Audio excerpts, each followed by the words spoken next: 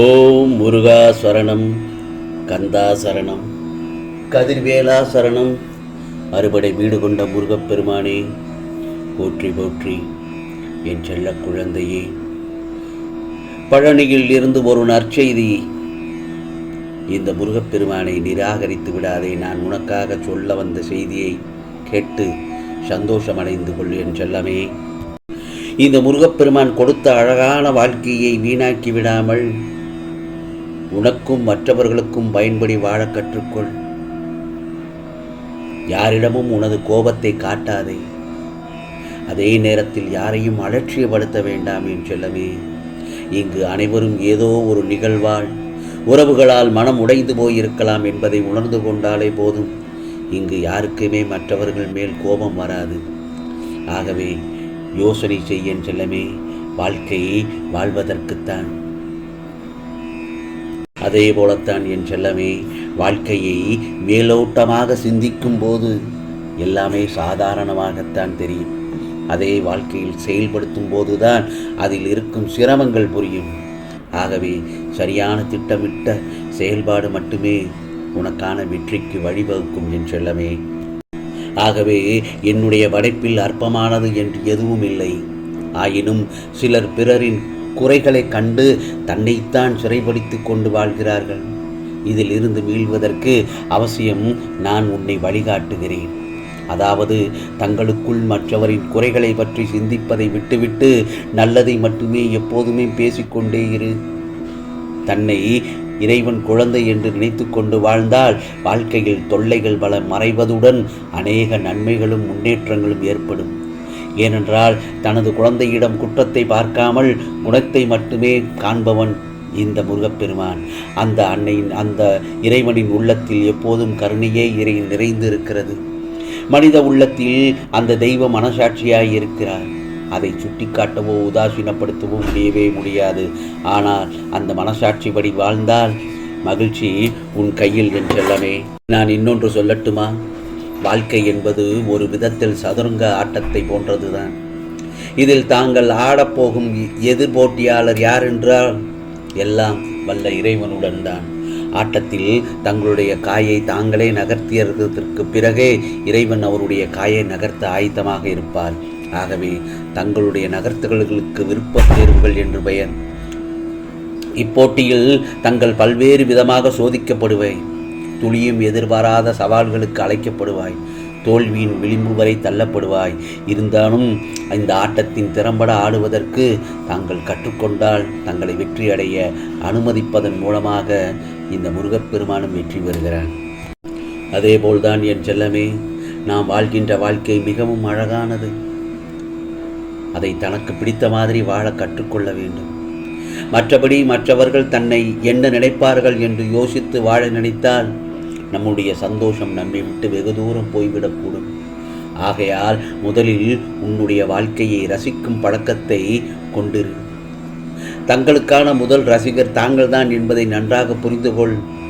எந்த செயல் செய்தால் உனக்கு திருப்தியை அல்லது மகிழ்ச்சியை கொடுக்குமோ அந்த செயலை மட்டுமே செய். ஒவ்வொருவருடைய வாழ்க்கையும் ஒரு நெடுந்தூர பயணம் போன்றதுதான். ஆனால் அந்த பயணம் எப்படி இருக்கும், எங்கே முடியும் என்பது யாருக்குமே தெரியாது. ஆகவே வாழும் நாட்களின் ஒவ்வொரு மனித துளியையும் மகிழ்ச்சியானதாய் நாம் மாற்றிக்கொள்வோம். இயற்கையின் நியதியில் முடிந்து போன பயணம் மீண்டும் யாருக்கும் தொடர்வதில்லை. 1000 மைல் தூர பயணம் கூட முதல் அடியில் இருந்துதான் தொடங்குகிறது. ஆகவே உன்னுடைய சந்தோஷம் உன் கையில்தான். உன்னுடைய சந்தோஷம் உன் கையில்தான் இருக்கிறது. வாழ்க்கை என்பது வாழ்வதற்காகத்தான் என் செல்லமே. நான் இன்னொன்று சொல்லட்டுமா? நாம் மற்றவர்களிடமிருந்து பெருமளவு அதிகமாகத்தான் எதிர்பார்க்கின்றோம். பெரும்பாலும் நாம் அவர்களுக்கு திரும்ப கொடுப்பதற்கு நம்மிடம் என்ன இருக்கின்றது என்பதை அந்த இடத்தில் மறந்து விடுகின்றோம். நாம் நிபந்தனையின்றி கொடுக்க சிரமப்படுவதோடு மாறாக கொடுப்பதனால் நாம் எதை பெறப் போகிறோம் என சிந்திக்கின்றோம். நாம் என்ன லாபம் அடையலாம் என்ற எதிர்பார்ப்பில் கவனம் செலுத்துவதால் கொடுப்பதில் உள்ள சந்தோஷத்தை நாம் இழக்கின்றோம். மேலும் நாம் எதிர்பார்த்தது நமக்கு கிடைக்கவில்லை என்றால் நாம் எதிர்மறையான உணர்வுகளை அனுபவம் செய்கின்றோம். ஆகவே கொடுப்பதில்தான் உண்மையான சந்தோஷம் உள்ளது என் செல்லமே. என்னால் ஒருவருக்கு உதவி செய்ய முடியும் என்பதை நான் புரிந்து உணரும் போது பதிலுக்கு எதையும் எதிர்பார்க்காமல் அவர்களுக்கு தேவையானவற்றை நான் கொடுப்பேன். என்னுடைய பேறுகளை மற்றவர்களின் நன்மைக்காக நிபந்தனையின்றி பயன்படுத்தி மகிழ்ச்சியுடன் கொடுப்பதற்கு கற்றுக்கொள்வேன். இது என்னுடைய உள்ளார்ந்த சுயத்துடன் தொடர்பு கொள்ள உதவுவதோடு உண்மையான சந்தோஷத்தையும் அனுபவத்தையும் செய்ய உதவுகின்றதல்லவா?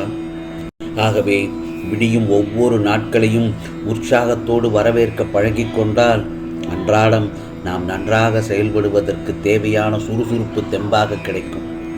தனக்கு ஏற்படும் தோல்விகளைக் கண்டு அஞ்சாமல் தொடரும் முயற்சிகளில் ஈடுபடுபவர்கள் தான் வாழ்க்கையில் எளிதாக வெற்றி அடைகிறார்கள்.